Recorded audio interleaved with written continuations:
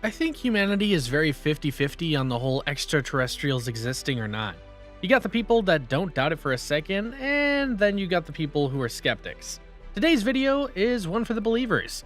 And hey, if you're a skeptic and you decide to stay, keep an open mind. Now I say this because scientific studies claim that we have only 5% of knowledge about the universe. The rest of the 95% is just a mystery. Does that mean we could be sitting next to some alien and just can't physically see it? Okay, yeah, that's too deep. Let's get back to the video. Now, the ISS might have been lucky enough to capture the image of what some might believe is a UFO. I know, this is a tale as old as time, but this is really crazy. ISS, which stands for International Space Station, this is the first international space project launched by humans. It was made possible with the combined efforts of many top nations, including the US, Russia, Canada, Japan, and Europe. Back then, it was quite hard to believe that all these nations could come forward as one, but everyone realized that this was a necessary step for the world to develop in the field of astronomy. The International Space Station has been a center for quality research not only for astronomy, but astrobiology, meteorology, and physics as well. This is where it gets shady. Sometimes NASA acts suspicious when they start avoiding questions related to ISS. One recent example is when ISS captured a 3,000-mile wide UFO on its feed and then shut down for an indefinite period. The presence of a mysterious interstellar was noticed, and since no such thing has been cited before, there was no possible explanation for it. Scientists were also confused about how this mysterious interstellar had managed to enter our galaxy without any proper checks and balances, as this strange object flew past our galaxy. It remained unnoticed for 5 days. When it was returning from the solar system, a researcher at the University of Hawaii Institute of Astronomy named Robert Warwick noticed it accidentally with the help of a panoramic survey telescope and rapid response system. Get this, he was carrying out his nightly duty in the search of nearby light objects. NASA then took charge of these pictures. It looked into the photos captured by the Pan-STARRS the previous night and spotted the interstellar.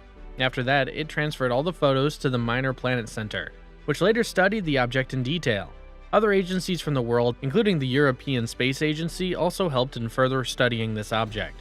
Of course, everyone really just wants to know what this object looked like. Reportedly, it was cigar-shaped and consisted of components that had never been seen before. It also had no particular orbit and had a usual speed. All those factors were compared with the current data, but it was useless as it did not match any data available. Another astronomy graduate from the Institute of Hawaii had also captured some images of the object using the European Space Agency's telescope.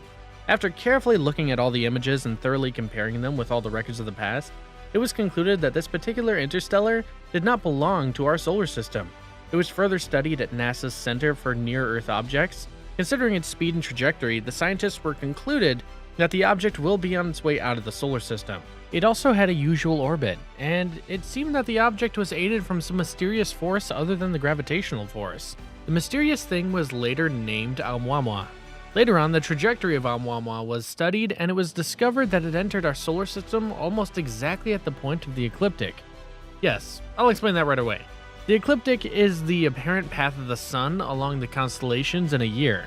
The Oumuamua passes from the ecliptic after managing to stay out of the paths of all the planets, and safely completes its journey around the sun. It appears to be reddish and is chemically inactive. It is believed that thousands of other such entities could be flying around our planet. This is a good question that I really want to know the answer to. Why didn't the scientists study the object properly? So the apparent reason behind this is that the Oumuamua passed under Earth's orbit at a distance of around 15 million miles at a speed of about 44 kilometers per second, which is about thrice the speed of the Earth around its orbit. Due to its swift speed, the object was not captured properly. The images that were captured proved to be very small and dim and not clear at all, hence making it almost impossible to study the object properly. Or is that just the info they fed us? Initially, scientists believed that Oumuamua was just another asteroid in the solar system. After close inspection, it was found that most of its characteristics did not match with the characteristics of an asteroid or a comet. If we're getting technical, it didn't have any characteristic tail, which is present in almost every comet. Apart from that, there was no sign of any dust particles, and we are well aware that comets are composed of dust. The shape of Oumuamua was like a cigar, and nothing like this had been seen before in the solar system. The object was imbalanced in the matter of its dimensions because its length was 10 times greater than its width. Oumuamua passed by closely from the sun, and we are aware that if any comet gets too close to the sun, it is likely to be blown apart. But Oumuamua orbited around the sun and came so close to it that at a certain point, its temperature was near 570 degrees Fahrenheit, and no asteroid could survive at this temperature. Scientists used its speed and locomotion to estimate its age and predicted it to be around 300,000 years old, and also predicted that it has been flying in the solar system since then.